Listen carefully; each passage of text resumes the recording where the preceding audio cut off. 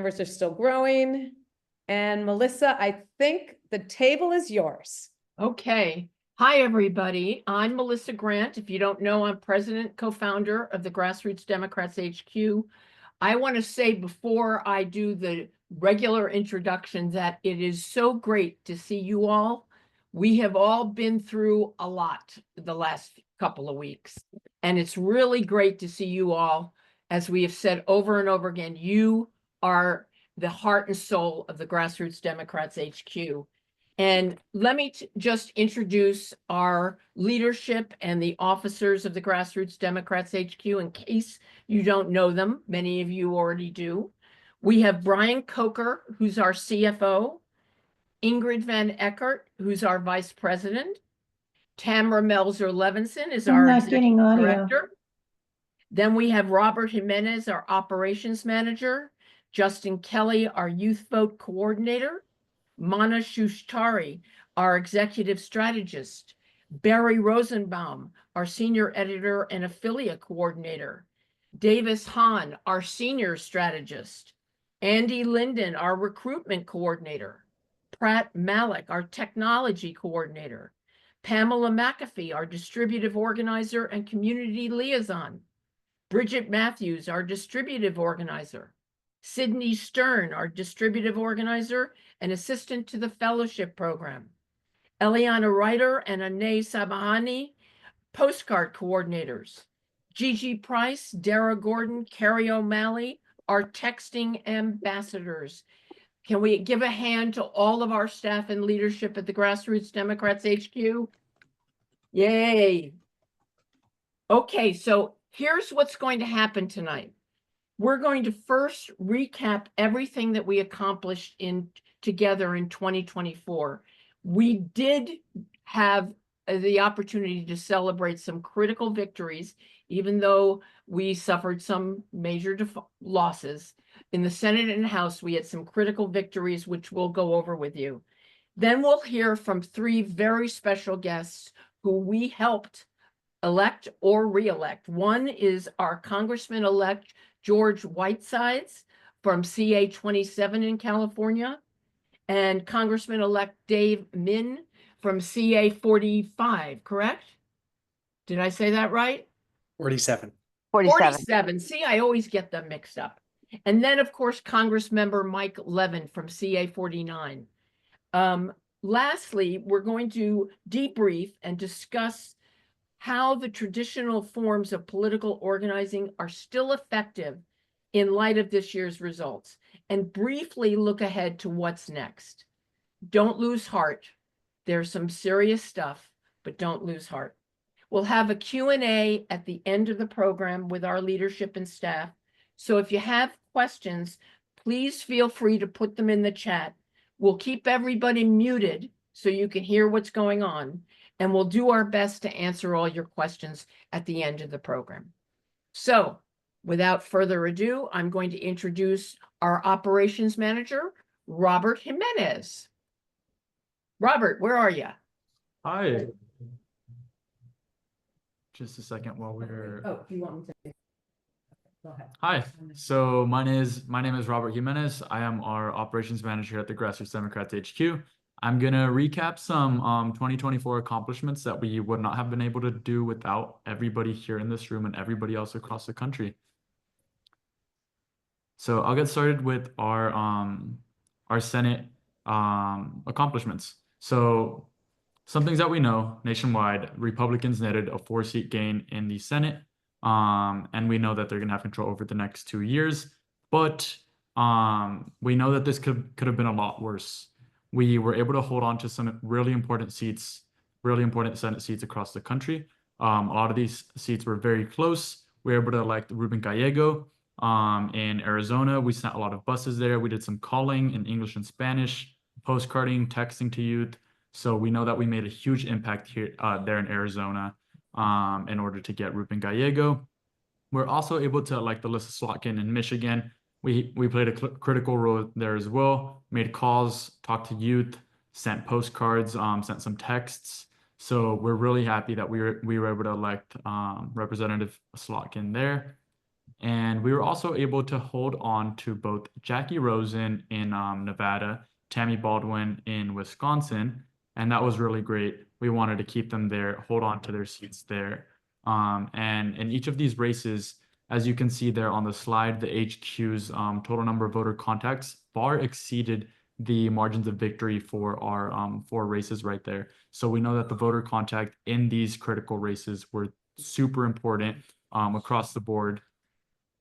And then we've also seen that we've been able to, that by electing these, re-electing 2 of these senators and electing the other 2, we're going to have a direct impact on some of the nominations and policies that Trump is going to try to enact during his term. And this is going to make it just that much harder to get things going. And while Republicans still have a majority, we know that we fought really hard to defeat, sorry, the dog. We know that we're going to be able to fight some of these nominations and policies over the next couple of years. In the next slide. So California, moving into California here for the House races that we played a critical role in. We had a super important role up and down the state. We were able to shrink the Republican majority in the House by 2 seats. That is amazing. We were fighting here on the ground and virtually for this. That gives the GOP 220 seats and the Democrats 215 seats. That means that the Republicans can only afford 3 defections to get any legislation passed. So we're making it that much harder to get the Republican agenda through, and we're going to make sure that we keep fighting to elect more Democrats. And then we were able to accomplish this in California. We were able to defend Josh Harder's seats. We were able to defend Mike Levin's seat down south. We elected Dave Mint to replace Katie Porter's old seat that she vacated. We were able to elect Adam Gray, which we just found out a few minutes ago. So some excitement in the chat. I want to hear about that. We were there till the very end doing ballot curing there. So let's hear some excitement for Adam Gray. That was amazing. We were also able to get Mike Garcia out of there and elect George Whitesides. It's been a long fight there in California's 27th district. So that's amazing. I see a lot of familiar faces who've been out there calling and on the ground as well. We were also able to elect Derek Tran. That was another long fight that we've been doing there for the past few years. We were able to get Michelle Steele out of there and get Derek Tran in there. This is amazing. So some other wins here in California. And then let's see. So we have made hundreds of thousands of phone calls across the state. We were up to over 40 million voter contacts. That's the most amount of contacts that the HQ has made in any election cycle since its founding. So you guys should all be super proud of the amazing work that you guys have done. And then just so everybody knows, we are going to keep this fight going. We want you guys to stay. We're going to hopefully keep breaking records and talking to more voters. And Dave is going to talk a bit more about how all of our efforts made a difference, and we're going to continue moving this volunteerism forward into the future 2025 and beyond. Next, we're going to turn it over to Justin, but I do want to say that we're keeping our eye open for some special guests who are coming in. Whenever a special guest does arrive, we're just going to kind of break into things when we need to. So go ahead, Justin, and we might break in a moment. All right, it's audio good. Amazing. Thank you all for being here. So excited to see you tonight. I'll try to keep this short. I'm Justin. I'm the Youth Vote Coordinator with the Grassroots Dems HQ. So I just wanted to talk about some of the really great accomplishments we've had in the youth organizing space so far this cycle. So I can go ahead and move to the next slide. Awesome. So we're super proud that we partnered with our partner group at Blue Future again to run 5 cohorts of our Organize for Democracy program, which is a training program where we hire young adults to be trained every week on Zoom and pay them for that training. And then they volunteer 5 hours of their time each week to make phone calls into our target congressional districts, target Senate races to specifically young voters who are 18 to 29 years old.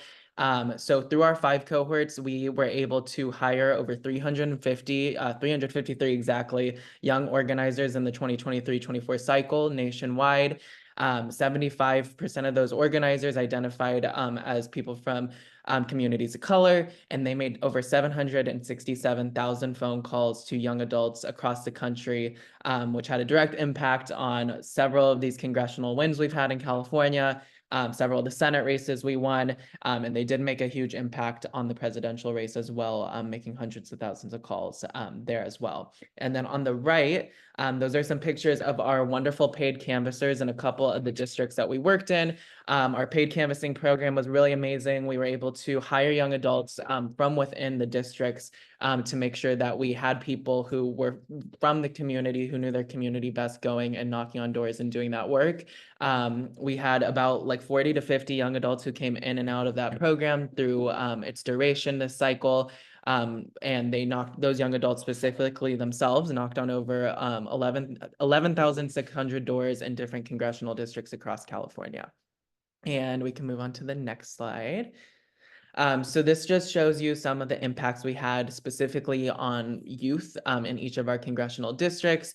And, you know, defending CA9 for Representative Josh Harder, officially electing and flipping CA13 today to elect Adam Gray, flipping CA27 and electing George Whitesides. We had a huge group of young adults there who were up there canvassing all the time since the beginning of 2023, also doing voter registration there. So that was really exciting to see that all that hard work of them paid off, as well as flipping CA45, electing Derek Tran, defending CA47, electing Dave Mann, as well as re-electing Congressman Mike Levin. And we can move to the next slide. And then on top of just those Organized for Democracy program that we did, as well as our paid canvassing program, we also partnered with Voters of Tomorrow to do an additional fellowship program where we hired another 50 young adults who made 260,000 calls to young adults across the country to register to them to vote, and also make sure all of them had plans to vote. And we partnered with them to help send over 6 million texts to young adults in these key battleground districts or battleground states. You can see those statistics there. We played a huge role in getting out the youth vote and helping elect Senator Ruben Gallego, Alyssa Slotkin in Michigan, re-electing Senator Jackie Rosen, as well as re-electing Senator Tammy Baldwin. So it was super, super clear that in all these victories, youth outreach played such a huge role in getting out the youth vote is critical to making sure that we're electing Democrats up and down the ballot. And we're excited to keep doing that in the years ahead, and making sure that we're putting the priorities of young adults and the youth at the forefront. So with that, I will pass it to our incredible Executive Director, Tamara Melzer-Levinson. Hi, everyone. So I'm going to tell you guys that if anybody comes in the background, you can interrupt me, okay? Just keep an eye out. Hi, my name is Tamara Melzer-Levinson. I'm the Executive Director for the Grassroots Democrats HQ. I'm so proud of every single person I see in this Zoom. 273 people strong are right here. You were the phone bankers, you were the canvassers, you were the recruitment volunteers, you were the postcard writers, and you were the people texting. And I want to also let you know that we appreciate you. During this time, there's a whole team and a machine that makes that actually makes this all happen. And I'm going to just double check who came in, who is E. Hold on one second. Sorry, guys. We're just kind of juggling a few things here. And I'm just double checking if is she. I'm going to keep speaking, but if the person who just came in, who we just admitted, who came in under the name E, is someone that we're waiting to speak, you can feel free to interrupt me. So today is also Giving Tuesday. What does that mean? While we're going through this entire program and you're looking and feeling, actually, okay, I'm going to take myself off of Spotlight. And there was somebody who just came in with a 202 number. I'm going to just ask if That's me. Fantastic. Hey, Christine, I'm going to go ahead and interrupt myself from actually speaking anymore and turn it, is now a good time for me to be turning it over to you. Yes, it is. Hello, Fantastic. hello, So- hello. I'm going to do that. Go ahead. And Christine, let me just tell you that the partnership the Grassroots Democrats HQ has with Team Pelosi is absolutely incredible. And we thank you for everything that we've done together from beginning to end. Here it is for you. We are so excited. Congratulations, Grassroots Dems HQ. It's wonderful to be together as it always is, and especially on this very, very, very special night when you have done the work, chasing the ballots, curing the ballots, and keeping up the positive energy. It is a really special night to be on, and I wanted to make sure that we heard from a very, very special guest who has a message from all of you. So, hello, special guest. Hi, you all. It's Nancy Pelosi. I want to join Christine in acknowledging your greatness, thanking you all for what you've done. Tamra, you're remarkable. Melissa, thank you so much for your leadership. I listened intently to Robert's presentation, and it filled me with great pride for the difference that you all make. You're our VIPs, our volunteers in politics, and there can be no political success without your active involvement. So thank you. And also any policy success. So hopefully we can still work together to save the Affordable Care Act, do things to offset some of the impact of the election. But I think that you all should take great pride, Grassroots Democrats headquarters, Tamara, Melissa, and others, because you're a model to the nation. We did better than anybody in terms of shall we say, offsetting what was happening at the top of the ticket and making sure we won enough races in California. Isn't it great that we listened together to Adam Gray with his speech as a congressperson-elect? Isn't it great that we heard the remarkable numbers as they came in? Each of you taking pride in the fact that you were there for that curing. You were there for that curing. You made the difference. Thank you for making the difference. Grassroots Democrats headquarters, Tamara, Melissa, Robert, and the rest of you, thank you. And I joined Christine in thanking you as well, because we observed, and I spoke to the candidates regularly, and they had such a full appreciation for what you are doing. Now some of them are members of Congress because of you. Upward and onward. Thank you so much for a great Democratic victory in Adam Gray's district, just counting on tonight. My pleasure to thank you. My honor to be your friend. Thank you.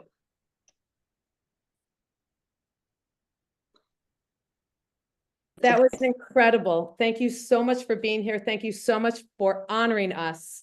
Wow, tonight is an incredible night.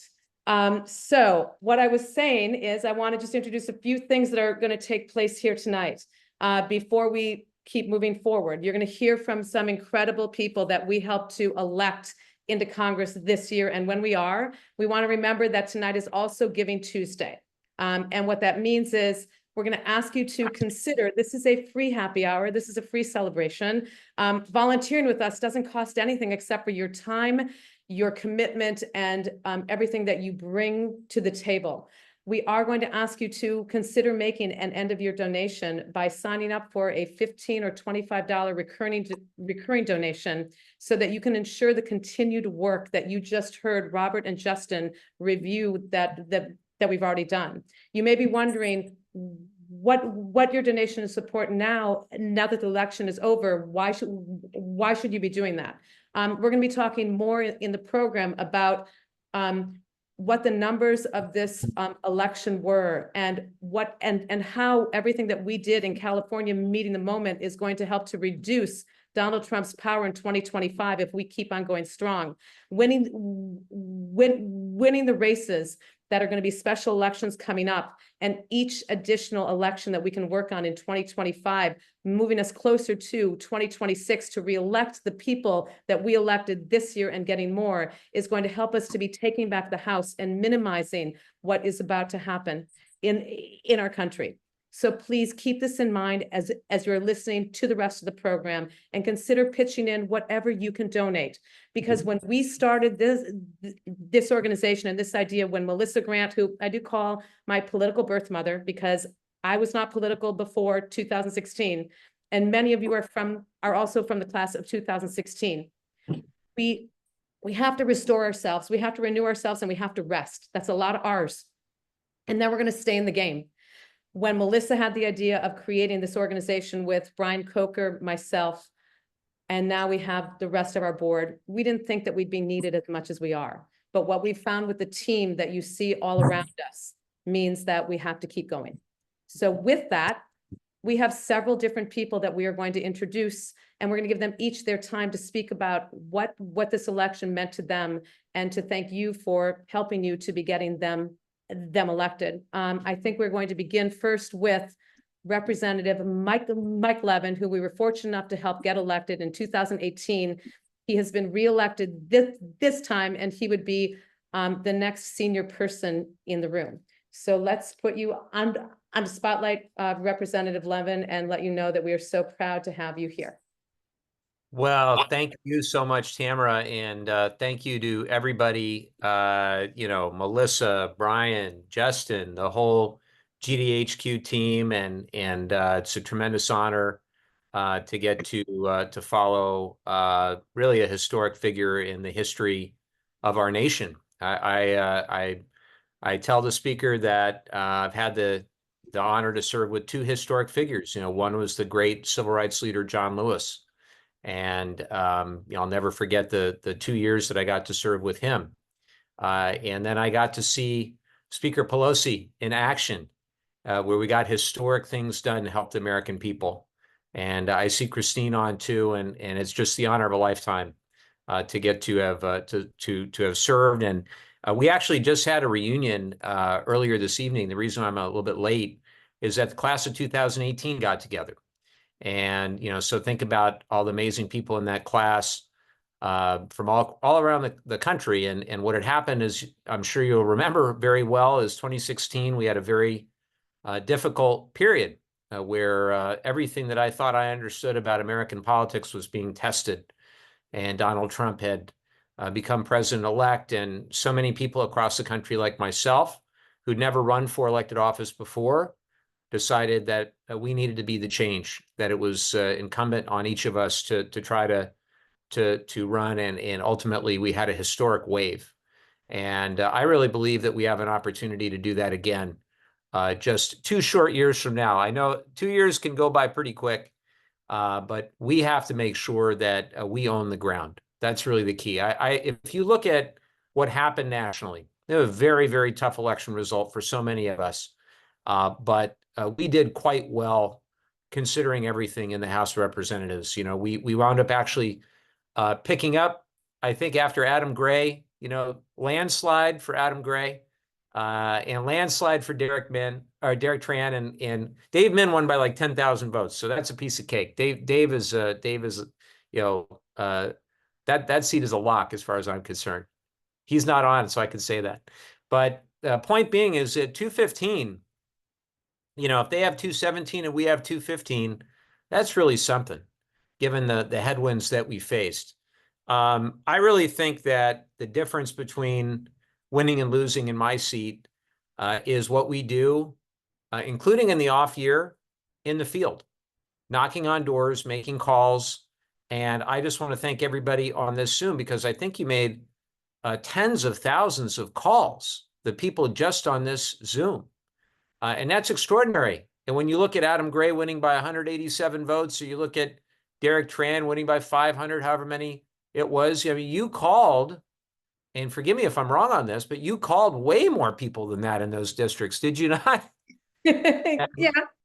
And so, I think that Derek and Adam, I think if nothing else, they owe you a nice dinner. They owe you something. I would definitely ask for that. But we're going to start very early in the new year to begin the outreach for the 2026 cycle. And we're going to need your help again. I fully expect for some of the strategies and the tactics that were used in 2024 to be use, but to an even larger degree.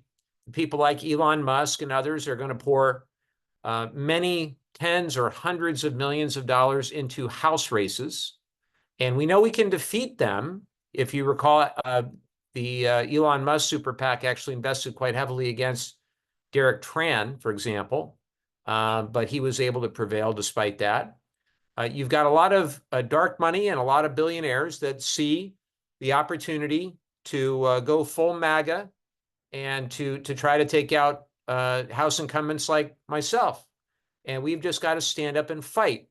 In our district, we had a very wealthy self-funding opponent who put in $4 million in the last 8 weeks, all from his own pocket. And we overcame it with your help. We overcame it because we knocked on about 200,000 doors in the 2024 cycle. And that work really started in May of 2023. And a lot of you on this Zoom were part of that straight through, and you know who you are. So look, I think as Speaker Pelosi also says, we don't agonize, we organize. I would say it's okay to agonize for a little while because, man, we much prefer winning than losing. And we know that the Trump agenda is going to do a lot of harm to a lot of people. And so I would just encourage us, let's be strategic in our outrage, frankly, over a lot of these policies. Let's make sure that we're focused and that we own the ground, because when we own the ground, we win elections. And when we don't own the ground, we lose elections. It's as simple as that. So the work you're doing, it couldn't be more important. And I'll just stop it there, Tamara. I'm happy to take questions or speak, or I look forward to seeing you all in person very soon. I think what we're going to do is we're going to just keep on moving on because we also have other electeds here, or is it called electeds when they're going to be sworn in on the 3rd of January. So I'm going to go ahead and introduce them. One thing real quick, which is after Adam Gray and Derek Tran buy you all dinner, make sure that you come visit us down in beautiful coastal San Diego, Orange County. We'd love to see you. And if you're coming our way, please let Adam Berkowitz know, because we're just so grateful to you. Maybe he'll buy you dinner. I don't know. Thanks, Tamara. Thank you so much for being here. I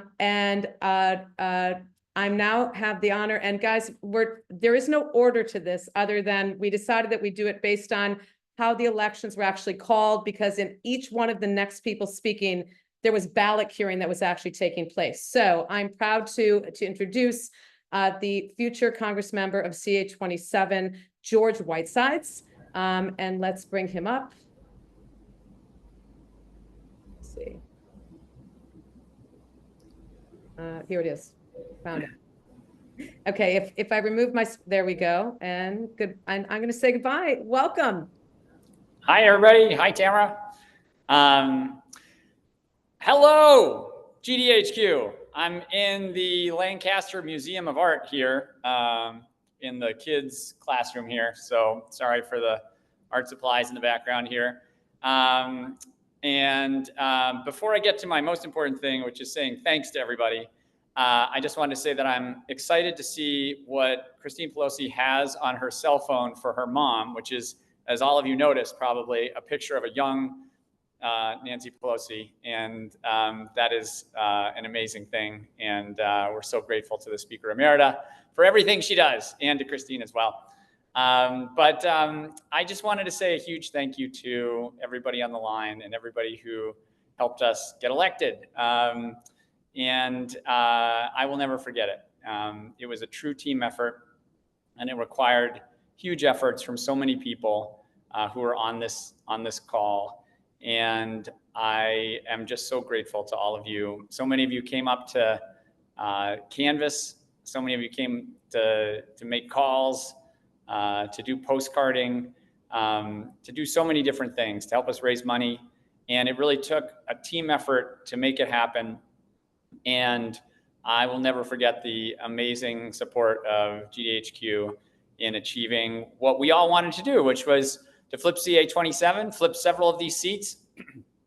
As Congressman Levin said, we really got the memo, And it looks like with Adam Gray's victory, we will have, done our part to move the House in the right direction. I don't know how many of you were in LA last night to watch Leader Hakeem Jeffries give a talk, but I was there, and I just can't wait until that guy is Speaker. We know what's going to happen in 2 years, and we know we got to work hard to achieve that.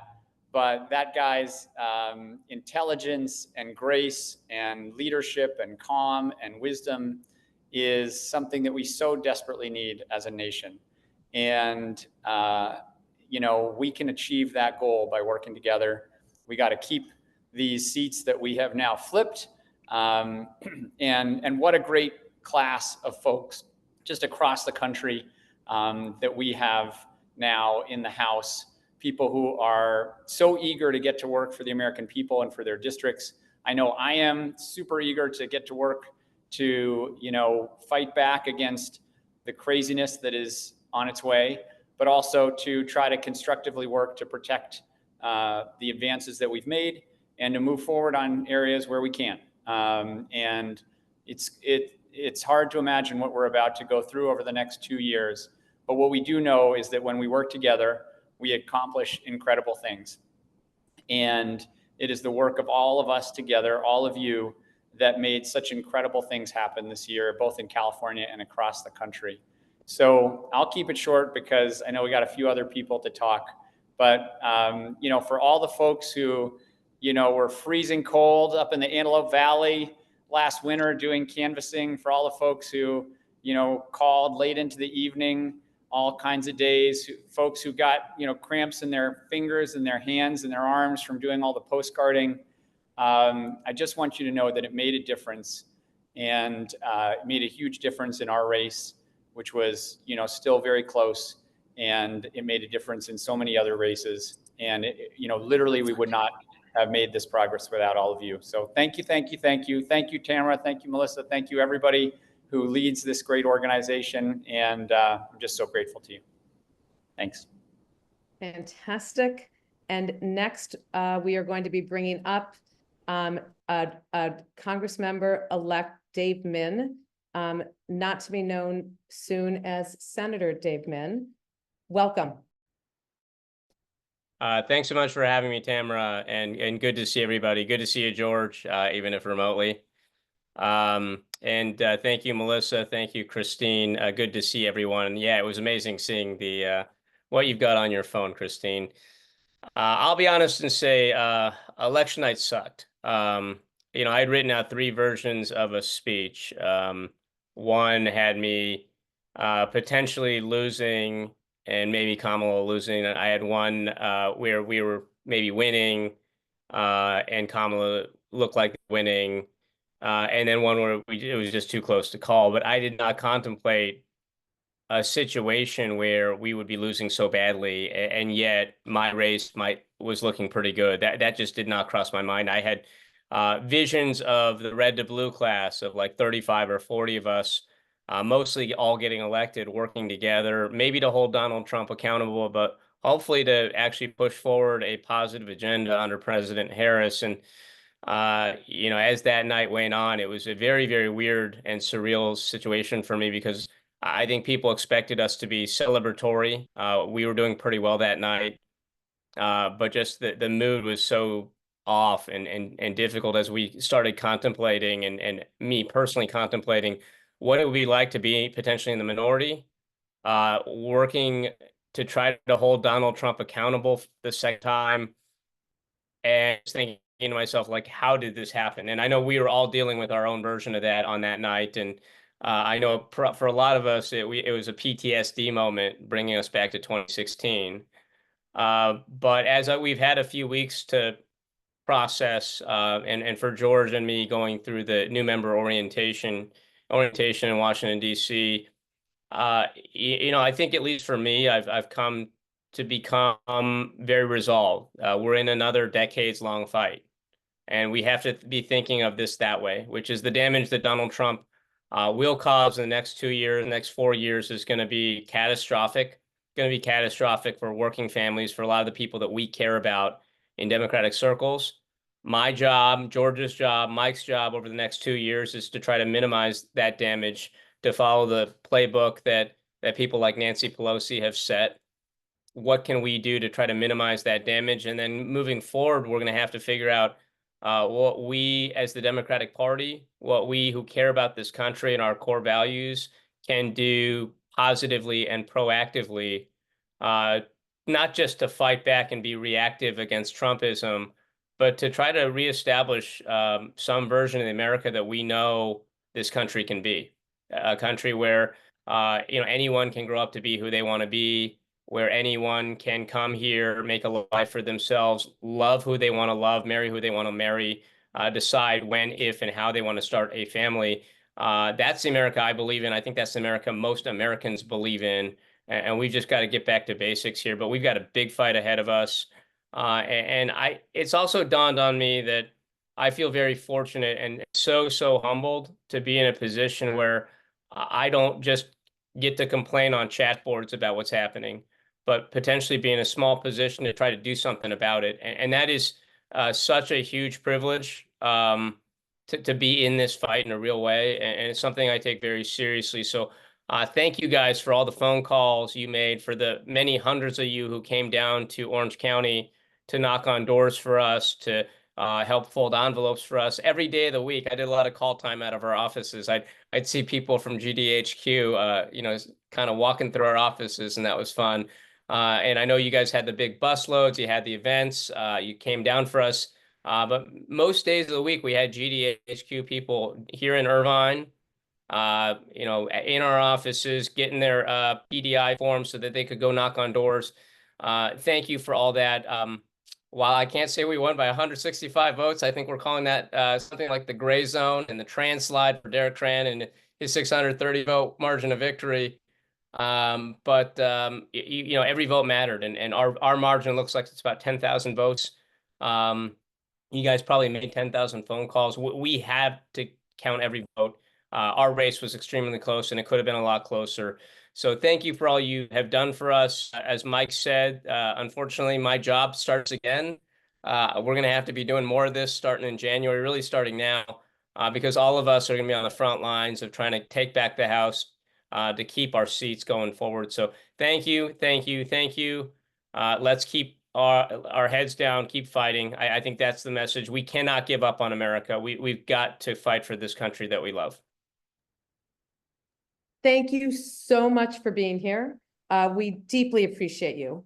Guys, I hope everybody in this room is feeling the excitement and the appreciation that I am with the fact that we have all of these Congress member and future Congress members with us today.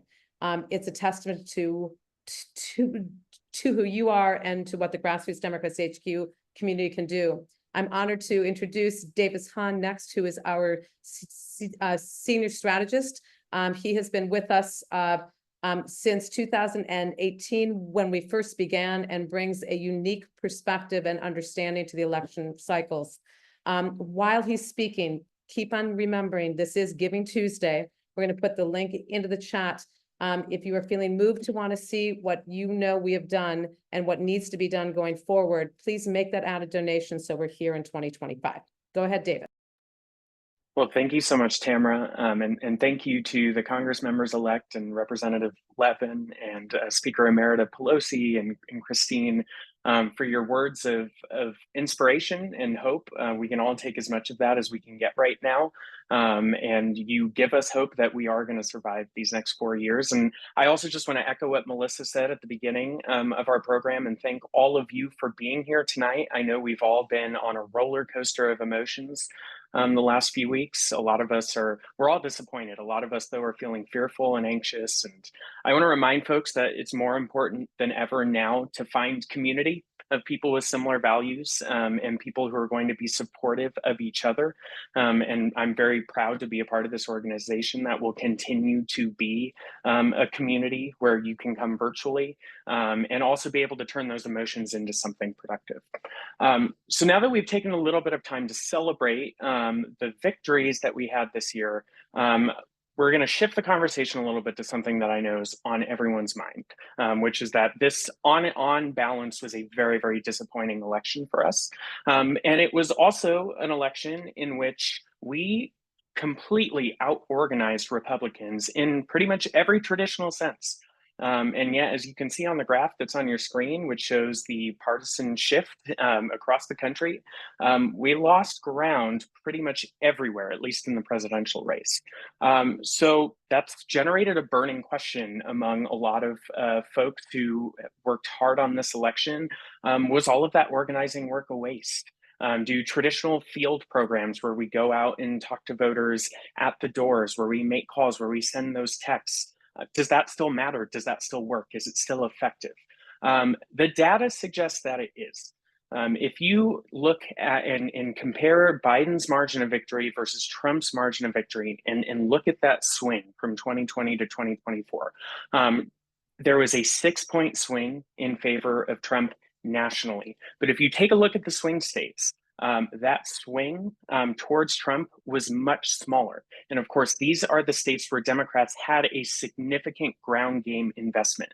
These are the states where we were talking to those hundreds of thousands of voters, talking to them about the issues that mattered and making sure that they had a plan to get to the polls or return their ballot. We've talked about on previous happy hours before, there's a wealth of studies out there showing that field voter contact tends to can change the result of an election from anywhere from 2 to 3%. And that's right in line with where we saw that shift this year, where in the swing states where Democrats invested heavily in organizing, the shift towards Trump was about 2.5 points smaller on average. That trend holds true if you are looking at the raw vote totals as well. Nationwide, from 20 to 2024, Kamala Harris received 8% fewer votes than Joe Biden. But in the swing states, she actually matched Joe Biden's raw vote total in almost every one, in every swing state. And in 4 out of the 7 swing states, in fact, she actually exceeded his vote total. So that shows our turnout operations are working. But what does all this mean? First, like I just said, we know how to turn out our base. We know the methods that get Democrats to the polls. Those same methods are still effective, and we're still going to need to do them in every election moving forward. We're going to need to get out as many of our voters as we can in off-year elections in 2025 and in the 2026 midterms as well. And heavy investment in field and traditional organizing did make a significant difference in this election. In the presidential race, it just wasn't enough to overcome some incredibly unfavorable dynamics. I'm not going to talk about these in detail. I think they've been beat to death in other forums. But you can see I put a couple examples on the screen of just some of the factors that we were simply not going to be able to overcome through field programs alone in this election. That being said, as you saw earlier, we won a number of House and Senate races by the slimmest of margins, in which the voters that you talk to on the phones and at the doors and through postcards were likely the decisive voters in deciding the outcome of those races. Lastly, this does suggest that while we're turning out our voters, Donald Trump did convert a lot of Democratic voters from 2020 to Republican voters in 2024. He also convinced a lot of first-time voters to come out and support the Republican ticket. This suggests that we do have a voter persuasion problem in the Democratic Party. There's a reckoning happening across the party right now, talking about how we can improve our messaging and our branding going forward. That's outside of our mission as an organization. But regardless of how party leaders decide to tackle that moving forward, much of that work of improving our ability to persuade those independent voters is going to take place through early, frequent voter contact. So long story short, yes, voter contact still matters, and it matters a lot.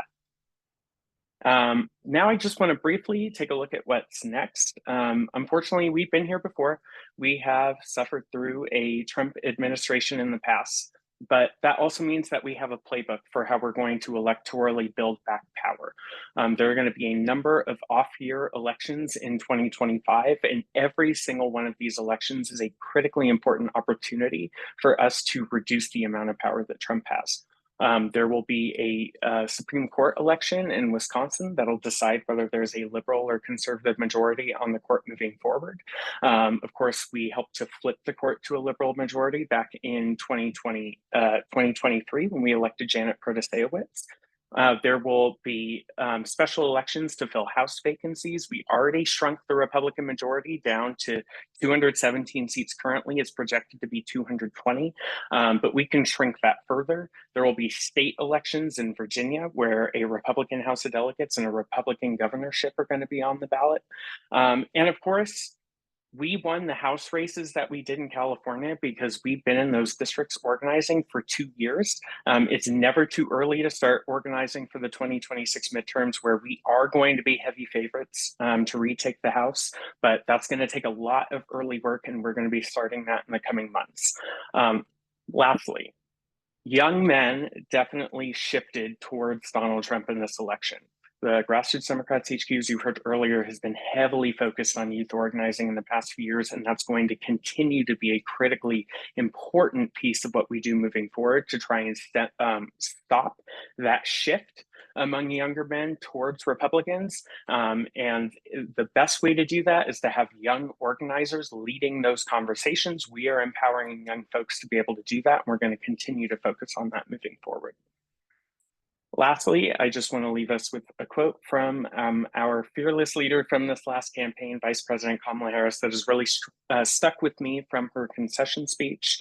And that is, she would always say, when we fight, we win. Sometimes the fight takes a while, though. It does not mean that we will not win. The important thing is that you don't give up, that you don't cede your power, because all of us do have power, and we have a tremendous amount of power when we come together and use it collectively.